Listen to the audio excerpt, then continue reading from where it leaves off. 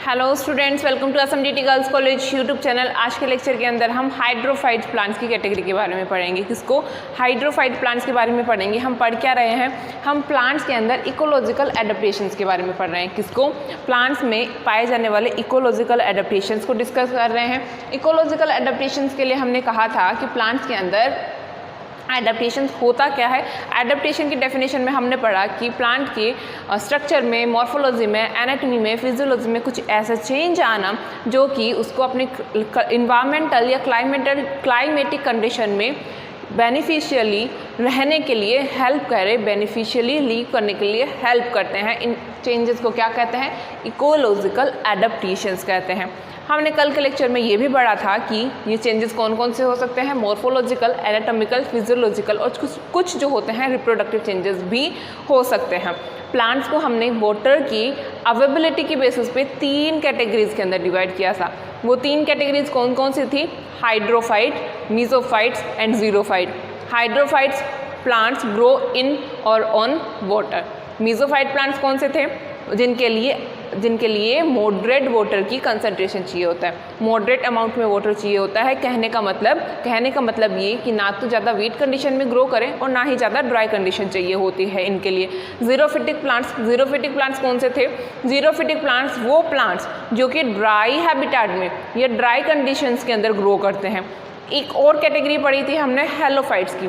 Halophytes कौन से होते हैं? साल्ट टॉलरेंट प्लांट्स होते हैं। ऐसे एरिया के अंदर, वाटर के अंदर या फिर सॉइल में जहाँ पे साल्ट की कंसंट्रेशन बहुत ज़्यादा हाई होती है, वहाँ पे ग्रो करते हैं। उन प्लांट्स को क्या कहते हैं? हेलोफाइट्स कहते हैं। आज हम पढ़ेंगे हाइड्रोफाइट्स को। हाइड्रोफाइट्स क्या है, इनको आज के लेक्चर में हम डिटेल में पढ़ेंगे। हाइड्रोफाइट प्लांट्स कौन से प्लांट्स होते हैं? They grow in extremely wet soil. वहाँ पे एक्सट्रीमली वेट सॉइल के अंदर ग्रो करते हैं where water is available to plants in abundance. क्या कहा हमने? हाइड्रोफाइट प्लांट्स वो प्लांट्स होते हैं जो कि कहाँ पे ग्रो करें? एक्सट्रीमली वेट सॉइल के अंदर ग्रो करते हैं और इनके लिए वाटर की अवेलेबिलिटी जो होती है अबंडेंस होती है। अबंडेंस कहने का मतलब बहुत ज़्यादा मात्रा में क्या है इनके पास में? वाटर है। बहुत ज़्यादा मात्रा में क्या है? बहुत ज़्यादा कंसंट्रेशन में क्या है इनके पास में? वाटर अवेलेबल है। अबंडेंस वाटर प्रेजेंट होता है। क्या कहा हमने पढ़ा they grow in extremely wet soil, अत्यधिक या फिर बहुत ज़्यादा वेट सॉइल के अंदर ग्रो करते हैं जहाँ पे वाटर की अवेलेबिलिटी कैसी होती है? अबंडेंस होती है। हाइड्रोफाइट प्लांट्स को ईजिली हम क्या कह सकते हैं? वे प्लांट्स जो कि कहाँ पे ग्रो करें? प्लांट्स ग्रो इन और ऑन वाटर।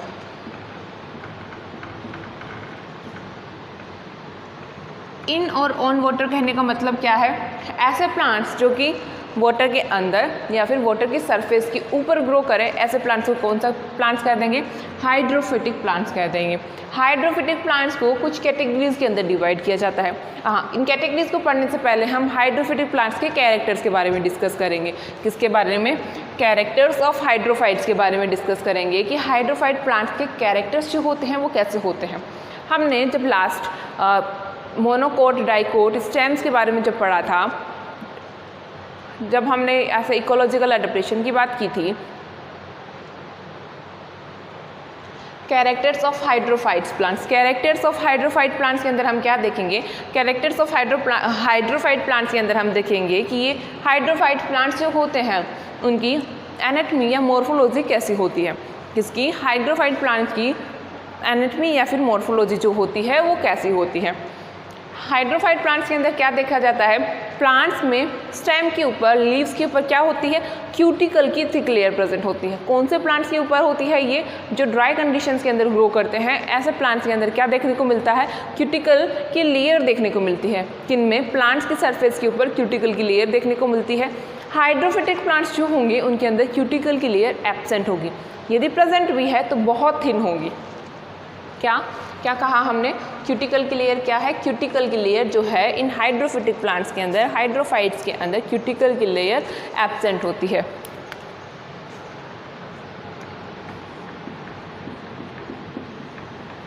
Cuticle absent. यदि है भी तो बहुत थिन होगी।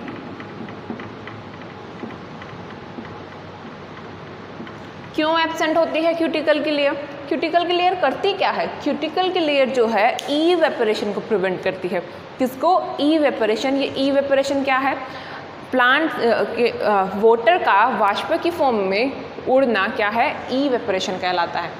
क्या कर रहा है ये क्यूटिकल की लेयर? इवेपोरेशन को, पानी जो है वाष्प की फॉर्म में बाहर की तरफ ना जाए उसको प्रिवेंट करती है। किसको? किन में? कुछ प्लांट्स के अंदर क्यूटिकल की लेयर प्रेजेंट होती है। ये क्यूटिकल की लेयर जो है हाइड्रोफाइट प्लांट्स के अंदर एब्सेंट होती है। क्यों एब्सेंट है? ये प्लांट्स तो ऑलरेडी ही वाटर के अंदर प्रेजेंट है, इनको पानी की कमी का ऐसा कोई डर नहीं है कि नहीं भाई मुझसे पानी लॉस हुआ, इवेपोरेशन हुआ, ट्रांसपायरेशन हुआ तो पानी की कमी हो जाएगी। ऐसा कुछ इन प्लांट्स को, ऐसा खतरा इन प्लांट्स को नहीं होता। कौन से प्लांट्स को? हाइड्रोफिटिक प्लांट्स को। ऐसे कोई भी खतरा नहीं है, ऐसे कोई प्रॉब्लम नहीं है पानी का लूज होना या फिर पानी की कमी होना, क्योंकि वो ऑलरेडी ही कैसे एरिया में है? एक्वाटिक रीजन में ग्रो कर रहे हैं। इसलिए इनके अंदर क्या नहीं होती? क्यूटिकल नहीं होती। क्यूटिकल की लेयर जो होती है एब्सेंट होती है। यदि ये लेयर है भी तो बहुत पतली होती है। कैसी? बहुत थिन लेयर होती है। इनके अंदर स्टोमेटा भी एब्सेंट होते हैं। कैसे? स्टोमेटा एब्सेंट होते हैं। स्टोमेटा एब्सेंट क्यों है लीव्स के ऊपर? स्टोमेटा से क्या हो रहा है? स्टोमेटा से हो रहा है ट्रांसपायरेशन। यदि स्टोमेटा वहाँ पे प्रेजेंट भी है तो नॉन फंक्शनल होंगे। क्या कहा हमने? हमने कहा स्टोमेटा एब्सेंट होते हैं। कौन सा प्लांट्स के अंदर? हाइड्रोफाइट प्लांट्स के अंदर स्टोमेटा जो है वो एब्सेंट होते हैं।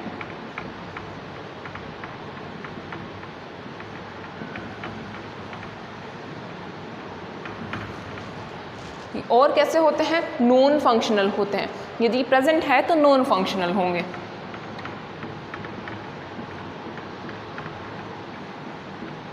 Non functional stomata. स्टोमेटा क्यों नहीं प्रेजेंट है हाइड्रोफिटिक? हाइड्रोफिटिक प्लांट्स के अंदर स्टोमेटा इसलिए नहीं प्रेजेंट है क्योंकि स्टोमेटा करता क्या है? स्टोमेटा ट्रांसपायरेशन में हेल्प करता है। स्टोमेटा से क्या हो रहा है? स्टोमेटा जो होंगे ओपन और क्लोज होएंगे तो उससे क्या होगा? ट्रांसपायरेशन होएगा। यहाँ पे ट्रांसपायरेशन करना नहीं है, इसलिए क्या नहीं है? स्टोमेटा नहीं है। क्या क्या नहीं होता? क्यूटिकल की लेयर नहीं होती। क्यों नहीं होती? क्योंकि इनको वाटर के लॉस को प्रिवेंट नहीं करना, इसलिए क्यूटिकल की लेयर नहीं है। स्टोमेटा नहीं है। स्टोमेटा क्यों नहीं है? स्टोमेटा इसलिए नहीं है क्योंकि इनके अंदर यदि स्टोमेटा प्रेजेंट भी होते हैं तो वो नॉन फंक्शनल स्टोमेटा होते हैं। स्टोमेटा करवाते क्या है? स्टोमेटा से ट्रांसपायरेशन की प्रोसेस होती है, जो कि हाइड्रोफिटिक प्लांट्स के लिए क्या नहीं है? ज़रूरी नहीं है। इसलिए स्टोमेटा नहीं होता। और क्या नहीं होता? क्यूटिकल की लेयर नहीं होती।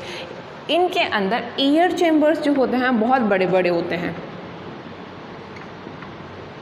Large air chambers. Large air chambers कहने का मतलब क्या है? जब हम एनाटॉमी के बारे में डिस्कस करेंगे इनकी, तो हम देखेंगे कि सेल्स के बीच में क्या प्रेजेंट होता है? सेल्स के बीच में इंटरसेलुलर स्पेस प्रेजेंट होता है। इनके अंदर ये जो इंटरसेलुलर स्पेस है, एयर चैम्बर्स जो हैं बहुत बड़े होते हैं। क्या क्यों बड़े होते हैं? क्योंकि प्लांट्स को क्या करना है? वाटर के अंदर रहना है, इनको वाटर की सरफेस के ऊपर फ्लोट करना है, जिसके लिए फ्लोट करने के लिए इनके पास में कुछ तो ऐसा फंक्शन होना चाहिए ना, जिससे कि वो इजीली इन वाटर की सरफेस पे क्या कर सके? फ्लोट कर सके, तैर सके। इसलिए इसमें कौन हेल्प करता है? ये एयर चैम्बर्स हेल्प करते हैं। एयर चैम्बर्स जो होते हैं बहुत बड़े बड़े होते हैं। क्या करते हैं? ये फ्लोटिंग में हेल्प करते हैं।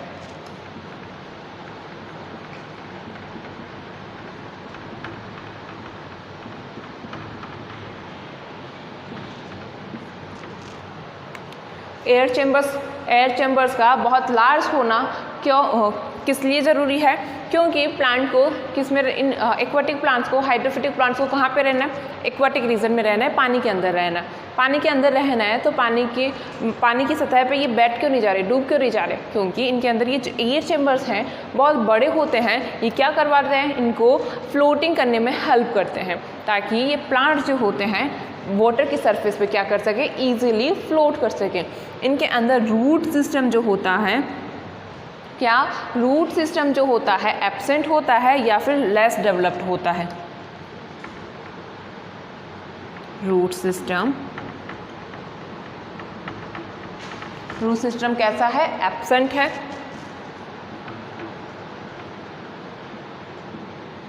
या फिर कैसा होगा, लेस डेवलप्ड होगा।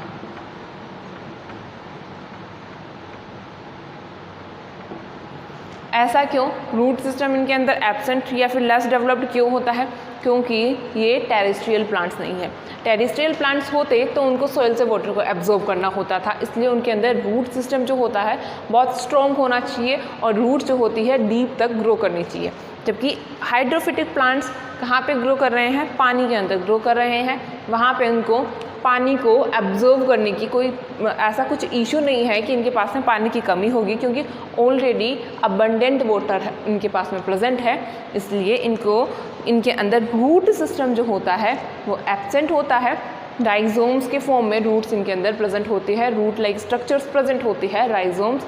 और लेस डेवलप्ड इसलिए है क्योंकि ये टेरेस्ट्रियल प्लांट्स नहीं है। टेरेस्ट्रियल प्लांट्स को सॉइल से वाटर को एब्जॉर्ब करना होता है, जबकि ये ऑलरेडी कहाँ पे प्रेजेंट है, वाटर के अंदर ही प्रेजेंट है।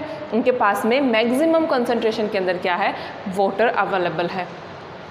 आज के लेक्चर में हमने पढ़ा क्या है, आज के लेक्चर में हमने हाइड्रोफाइट्स को स्टार्ट किया। हाइड्रोफाइट्स के लिए हमने क्या कहा, हाइड्रोफाइट्स प्लांट्स वो प्लांट्स होते हैं जो कहाँ ग्रो कर रहे हैं, जो कि वाटर की सरफेस पे या इनसाइड द वाटर ग्रो करते हैं। इसकी डेफिनेशन देखी हमने। डेफिनेशन में हमने देखा कि हाइड्रोफिटिक प्लांट्स ऐसे प्लांट्स होते हैं जो कि एक्सट्रीमली वेट सॉइल में ग्रो करते हैं, इनके पास में वाटर जो होता है अबंडेंट होता है। फिर हमने कुछ कैरेक्टर्स पढ़े हाइड्रोफाइट प्लांट्स के। हाइड्रोफाइट प्लांट्स के कैरेक्टर्स में हमने कहा कि इनके पास में क्या नहीं होती, क्यूटिकल की लेयर नहीं होती। क्यूटिकल की लेयर क्यों नहीं होती, क्योंकि इनको वाटर लॉस को प्रिवेंट करने की ज़रूरत नहीं है। इनके पास में क्या नहीं होती, क्यूटिकल की लेयर नहीं होती। ये क्या करती है, क्यूटिकल की लेयर इवेपोरेशन को प्रिवेंट करती है। इवेपोरेशन क्या है, वाटर का किस फॉर्म में, वेपर्स के फॉर्म में उड़ना इवेपोरेशन कहलाता है। फिर हमने देखा स्टोमेटा जो होते हैं एब्सेंट होते हैं। किसमें, स्टोमेटा जो होते हैं एब्सेंट होते हैं, या फिर स्टोमेटा यदि प्रेजेंट भी हैं तो वो नॉन फंक्शनल होंगे। फिर हमने कहा एयर चेम्बर्स जो होते हैं वो बहुत बड़े बड़े होते हैं। लार्ज एयर चेम्बर्स प्रेजेंट होते हैं। लार्ज एयर चेम्बर्स क्यों, ताकि ये जो प्लांट्स है ये वाटर के अंदर ईजिली फ्लोट कर सके। फिर हमने कहा रूट सिस्टम जो होता है एब्सेंट होता है या फिर लेस डेवलप्ड होता है। रूट सिस्टम एब्सेंट या फिर लेस डेवलप्ड क्यों है, रूट का फंक्शन क्या होता है, वाटर को एब्जॉर्ब करना होता है। ये प्लांट्स कहाँ पे प्रेजेंट है, ये प्लांट्स प्रेजेंट है वाटर के अंदर। इनके पास में किस चीज़ की अबंडेंस है, वाटर जो है वो बहुत ज़्यादा मात्रा में प्रेजेंट है। तो इनको रूट को क्या करना है, वाटर को एब्जॉर्ब करना है। इनके पास में ऑलरेडी ही बहुत ज़्यादा मात्रा में पानी है, तो रूट को अपना फंक्शन करने की ज़रूरत ही नहीं है। इसलिए ये प्लांट्स अपनी एनर्जी क्यों रिड्यूस करे या अपनी एनर्जी क्यों खर्च करे रूट सिस्टम को डेवलप करके, इसलिए इनके अंदर क्या नहीं होता, रूट सिस्टम नहीं होता। क्यों नहीं होता, क्योंकि इन प्लांट्स को वाटर को अब्जॉर्ब करने की कोई ज़रूरत नहीं है। ये ऑलरेडी ही कहाँ प्रेजेंट है, inside the water, on the surface of water present होते हैं। कल के लेक्चर के अंदर हम देखेंगे कि हाइड्रोफाइट प्लांट्स को हम कुछ कैटेगरीज के अंदर, सब कैटेगरीज के अंदर डिवाइड करेंगे। किनको, हाइड्रोफाइट प्लांट्स को हम कुछ सब कैटेगरीज के अंदर डिवाइड करेंगे, जिसके अंदर हम देखेंगे कि हाइड्रोफाइट प्लांट्स के टाइप्स कैसे होते हैं। कुछ हाइड्रोफिटिक प्लांट जो होते हैं फिक्स्ड होते हैं। कैसे होते हैं, फिक्स्ड होते हैं। उनके अंदर रूट्स जो होगी, ये राइजोम्स या रूट सिस्टम जो होगा किसमें होगा, मर्ड के अंदर धसा हुआ होता है। कुछ हाइड्रोफिटिक प्लांट सबमर्ज्ड होते हैं। कुछ हाइड्रोफिटिक प्लांट्स जो होते हैं कैसे होते हैं, सबमर्ज्ड होते हैं। कुछ हाइड्रोफिटिक प्लांट्स कैसे होंगे, कुछ हाइड्रोफिटिक प्लांट्स फिक्स्ड होंगे, कुछ हाइड्रोफिटिक प्लांट्स फ्लोटिंग हाइड्रोफिटिक प्लांट्स होंगे। फिक्स्ड प्लांट्स, फ्लोटिंग प्लांट्स और कैसे, सबमर्ज्ड प्लांट्स।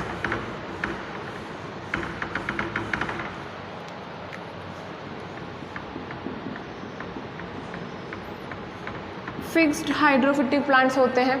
एक और कैटेगरी हमने पढ़ी थी, कैसी, फ्लोटिंग हाइड्रोफिटिक प्लांट्स भी हो सकते हैं। फ्लोटिंग हाइड्रोफिटिक प्लांट्स मतलब ऐसे हाइड्रोफिटिक प्लांट्स जो कि वाटर सरफेस पे क्या कर रहे हैं, फ्लोट कर रहे हैं, तैर रहे होते हैं। कुछ हाइड्रोफिटिक प्लांट्स जो होते हैं सबमर्ज्ड होते हैं।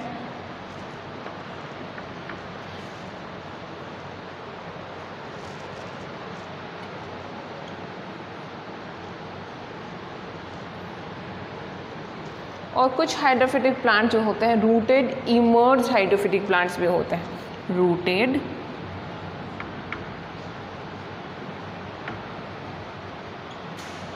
Emerged hydrophytes. ये fixed hydrophytes, floating hydrophytes, submerge hydrophyte या इमर्ज हाइड्रोफाइट्स क्या है, इसको कल के लेक्चर में हम डिटेल में डिस्कस करेंगे। आई होप आपको आज का लेक्चर समझ में आया होगा, जिसके अंदर हमने हाइड्रोफिटिक प्लांट्स को स्टार्ट किया है, उसकी डेफिनेशन के बारे में पढ़ा, उसके कुछ कैरेक्टर्स के बारे में हमने डिस्कस किया। वीडियो को ध्यान से देखना, अगर इसमें कुछ कन्फ्यूजन हो तो मुझसे शेयर करना। Have a good day students.